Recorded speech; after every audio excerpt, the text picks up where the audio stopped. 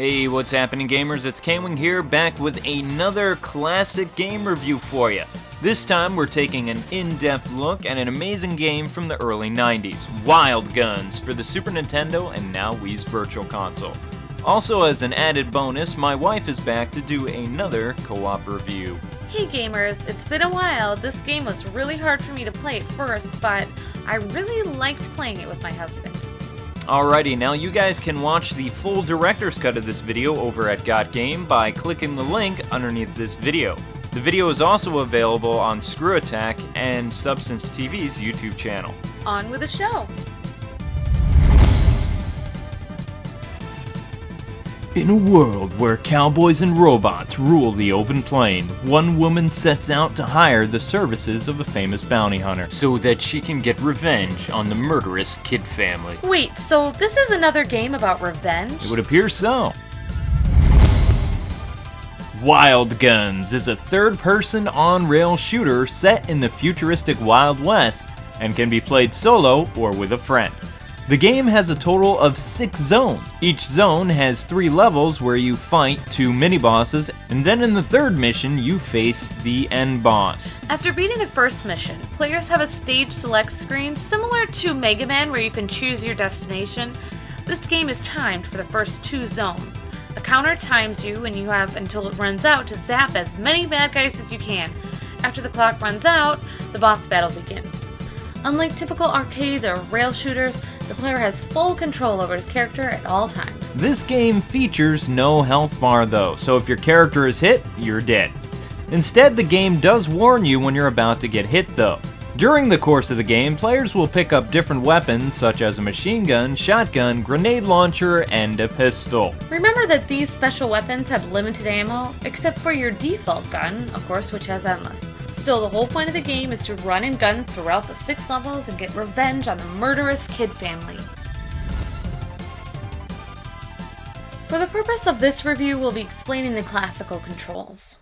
You control your character's movement and targeting circle with the directional pad. Your gunslinger fires by holding in the Y button and jumps by pressing the B button. Now, since players can't take any hits, your goal is to avoid being hit at all costs. So how do you do that? Just before the bullet is about to kill you, a speech balloon appears above your character and says, "Look out!" Sometimes you can walk out of the way, but it isn't a guaranteed escape. Very true. Instead, by holding the Y and B button at the same time, your character can do a defensive roll. Nice. Trust us, this move makes all the difference and is necessary to survive in this harsh game. Another important move is the bomb attack. At the bottom of the screen are purple spheres. Each player can carry a max of 5 bombs. When things get too tense, use a bomb by pressing the X button to annihilate everything! How do you like me now, Mr. Boss? Mwahaha! Sometimes you scare me. Wild Guns takes place in a sci-fi themed steampunk Wild West era and mixes in lots of robots and alien themes. Each stage is very detailed, and for a 16-bit game, this looks incredible. Hard to believe this game is made by the same people behind the Harvest Moon series, isn't it, babe? What? Really? Yep. Anyway, most of the game levels are based on certain Wild West cliches. Examples like fighting on a train, going to a gold mine and slugging it out in a saloon, yet somehow they managed to add in modern elements like dust buggies, forklifts, rocket launchers, and so much more. Wild Guns has a lot of zany places in this game, but somehow it all meshes together really well. One of the biggest things this game has going for it design-wise is most of the environments are fully destructible. If you want to remodel the entire stage by shooting it up with your guns or blowing it up with your bombs, you so can. Just check out these before and after pictures of these environments. And you said you're not good at remodeling, dear. Yeah, I never noticed that until we were doing the voiceover for this review. Yeah, definitely ahead of its time, but somehow it made this game even more fun. It also gave this game a more realistic vibe, wouldn't you say? Well, as realistic as you can get with cowboy robots. Wild Guns was developed by Natsumi for the Super Famicom and released on August 12, 1994 in Japan. The game would release in the US in the July of '94 and Europe in October of 1996. The two main characters are based on Clint Eastwood and Annie Oakley. Wild Guns is one of the first video games to create fully destructible environments. Many gamers and critics today consider this game a Cabal or NAM 1975 clone. While the games do feature some similarities, Wild Guns adds enough originality and new elements to make it an exception to the clone comparison. Unlike Cabal, players have no way to hide and take cover during a fight. You're always out in the open. But like the other games, players can roll out of the way. The lookout system gives players heads up before a disaster strikes. The best new addition to this genre was the ability to shoot enemy bullets, which in turn unlocked the most powerful gun in the game, but we'll talk about that more later. On May 31st, Wild Guns was released for the Wii's Virtual Console for only 800 Wii points. Download it today. You will be so glad you did. Aside from the game's difficulty, Kwife, what didn't you like about this game? Well, out of all the weapons in this game, I really can't stand the P-gun. I'm pretty sure it stands for pistol or something. I really hate it. I mean, for instance, when I shoot the bad guys, there's a big X on the screen and they don't die.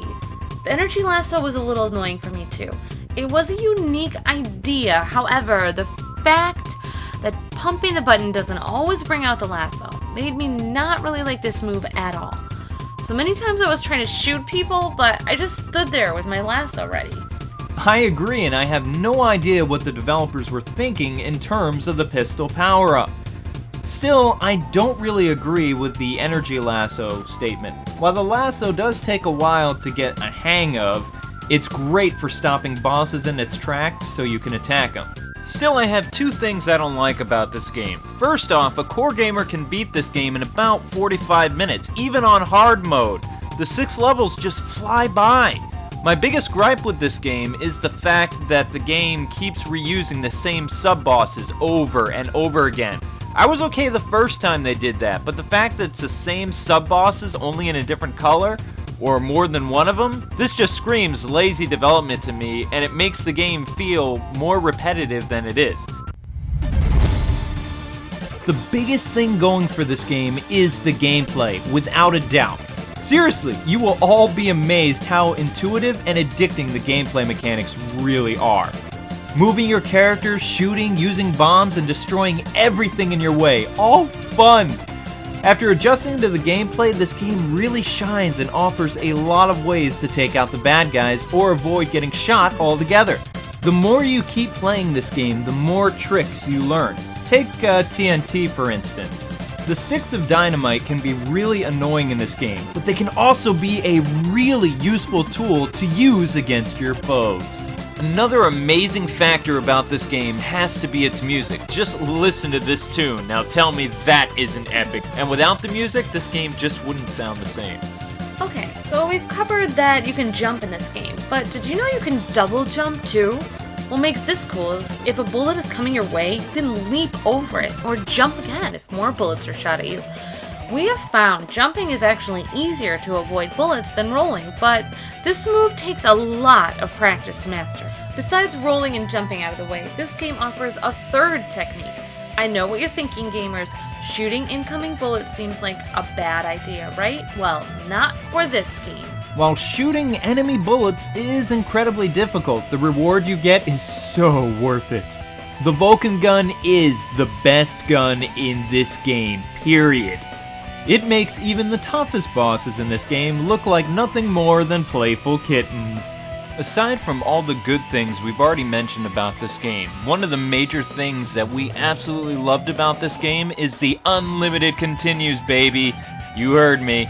The developers realize, hey, this game is massively hard. Yes, it will pwn you, and yes, you will throw and break your controllers. But to take the sting out of this very frustrating game, Wild Guns lets you continue as many times as you want, no matter the difficulty. That, Natsumi, is pure genius. Even though this game was really hard for me to play, I have to say, I had a lot of fun with this title. I may not be familiar with the games this is a clone of. All I know is playing it with my husband was so much fun. I had a blast. This game is dripping with so much awesome sauce, either playing it solo or with a friend. So K-Wing Reviews is proud to award Wild Guns for the Super Nintendo and Wii's Virtual Console a 9 out of 10. Anyway guys, thanks so much for watching this short review. Don't forget to check out the director's cut for an even more detailed episode of Wild Guns. Well, God bless and happy gaming. Thanks so much for watching. Please subscribe, and until we meet again, gamers.